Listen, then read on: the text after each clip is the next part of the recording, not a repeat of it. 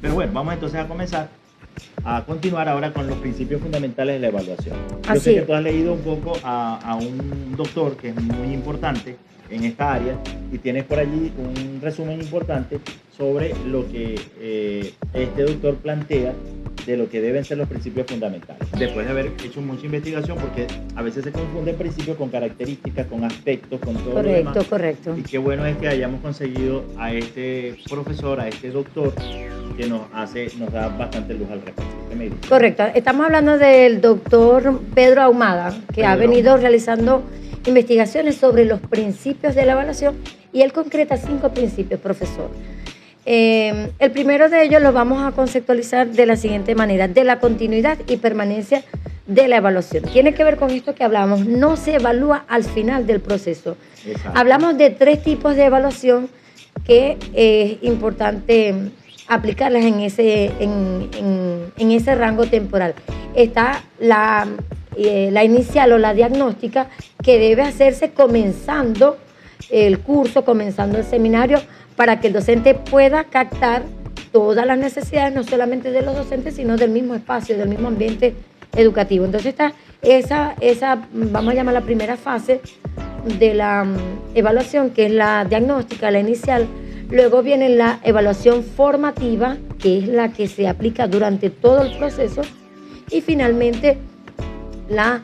eso, ¿cómo fue que me dijo que se puede concretar el principio número 1? De la continuidad y permanencia de la evaluación. Continuidad y permanencia. Entonces, por eso que entonces tiene esas 3 fases. O sea, arranco desde el principio con una diagnosis, continúo luego con una evaluación formativa y luego termino con una evaluación sumativa. Correcto, sumativa. Que entonces cerraría el proceso. Y cuando entonces hablamos de ese principio de continuidad, referimos a que entonces la evaluación tiene que estar constantemente dentro del proceso educativo, desde antes de comenzarlo hasta después de terminar. Incluso debe ser tan natural, tan dentro del proceso, que el estudiante ni debe darse cuenta. No debe ser un proceso sorpresivo, no debe ser un acto. Especialmente la formativa, ¿verdad? Correcto. Porque entiendo que con la sumativa, la final, la que definitivamente nuestra ministerio nos pide, pues que hay que evaluar, hay que colocarle una nota, entonces necesitamos una nota sumativa. Y definitivamente en esa sí vamos a requerir, pues fijarle fechas, decirles cuándo. Correcto. ¿Verdad? Pero esa misma puede ser un incentivo para que los muchachos repasen, estudien, y siempre es emocionante pues ese tipo de evaluaciones, que uno sepa que va, entonces de una vez le insta para eso. Pero no debe ser la única. No debe ser la única, que quizás es donde ha venido estando el centro del proceso evaluativo. Hay que considerarlo como permanente. Como permanente, correcto. ¿Y el segundo principio? El segundo principio tiene que ver con el carácter retroalimentador que tiene el proceso de evaluación. Y ya lo hemos venido conversando. Debe ser una herramienta para el docente captar, percibir, detectar algunas deficiencias, algunas fallas que pueda haber, como usted lo mencionaba, no solo en el estudiante, sino en él e incluso en la institución. Entonces debe ser una herramienta para captar. ¿Cómo es que se llama el principio? El principio es de carácter retroalimentador. La evaluación tiene un carácter retroalimentador. No es para condenar, no es para raspar. No es para decirte, bueno, tienes un 0-1 y ya te quedas con eso. No es para dañar a nadie, no es para etiquetar. Y te quedas con una sentencia. Ni al profesor, ni al proceso, ni a la materia, ni nada. Es sencillamente para retroalimentar. Ese es un principio fundamental de la evaluación. Netamente para retroalimentar. Así es. Y mejorar, nunca condenar.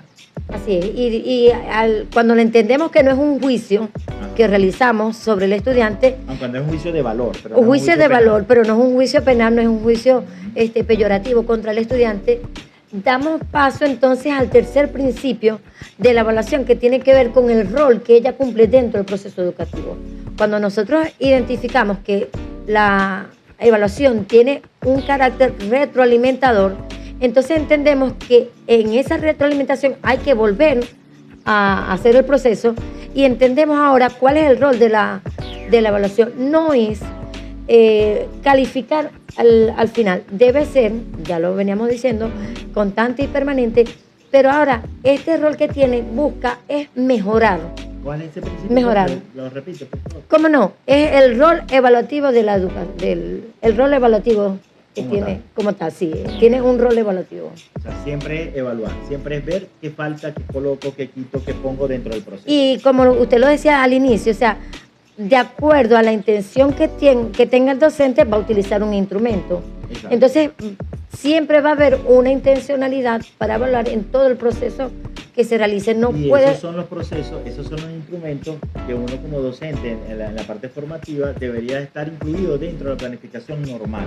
Correcto, es lo que debe hacer, es lo que debe hacer de forma natural. De manera lúdica, a lo mejor lo ponemos a saltar, lo ponemos a hacer algún juego, lo ponemos a hacer algo y termina uno evaluando de cómo se comporta, qué valores ha adquirido, qué valores no ha adquirido. Entonces, bueno, eso de ahí que sea entonces casi invisible para el estudiante que se está evaluando, pero constantemente lo deberíamos estar evaluando. Esa frase me encanta, que sea casi invisible, porque de eso trata el principio número 4, que tiene que ver con la propiedad consustancial del proceso evaluativo del aprendizaje. O sea, debe ser tan unido de manera natural al proceso que no debe ser perceptible por el estudiante. O sea, debe ser un proceso natural dentro de las actividades que él realiza, dentro de su ambiente natural, para que entonces el docente tenga dentro de ese entorno la facilidad de poder evaluar al estudiante. Uno podría como docente pedirle a otro docente que participe en una clase a fin de que él de manera foránea pueda mirar y ver qué proceso, para que también le diga a uno, porque una vez se mete tanto como participante de la misma clase que no se da cuenta de algunos otros procesos. Si yo quiero evaluar, por ejemplo, el método educativo que se está utilizando, le puedo llamar a otro y evaluamos si entonces es efectivo, si no es efectivo, se hacen anotaciones, en fin. Qué bueno es ver la evaluación desde ese ángulo. Sí, ese principio, ese carácter que tiene consustancial, me encantó como lo definió usted de que sea invisible para el estudiante, ¿no? Y cerramos con el principio número 5 que define el profesor Pedro Ahumada en sus estudios, que tiene que ver con la utilización de nuevos procedimientos de la evaluación. Usted también lo comentaba, no deben ser estáticos, no deben ser los mismos, no debe caer dentro de un proceso monótono, sino que de acuerdo a la intencionalidad se van definiendo estrategias y bueno, debe definirse siempre la evaluación como un proceso y no como un suceso en sí. Ajá, eso es importante. Evaluación como proceso y no como suceso. Aún cuando hagamos un examen, eso no forma parte de una evaluación única. Forma parte de un contexto general que obviamente no tiene por qué repercutir con demasiada intencionalidad, que a veces un estudiante saca 0,1 pero viene con una nota de 20, uno ve que es un estudiante bueno, a lo mejor tuvo un problema en su casa ese día y no pudo, bueno, entonces esa nota no le puede echar a perder todo un proceso, porque la evaluación no lleva como objetivo eso, sino que lleva como objetivo más bien verificar y retroalimentar, siempre retroalimentar y nunca etiquetar a nadie. Creo que ha sido un tema bonito. Sí, cómo no, un tema que apenas estamos comenzando.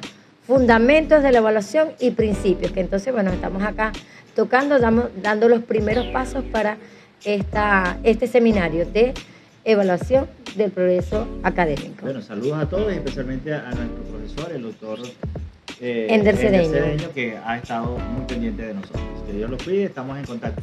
Chao.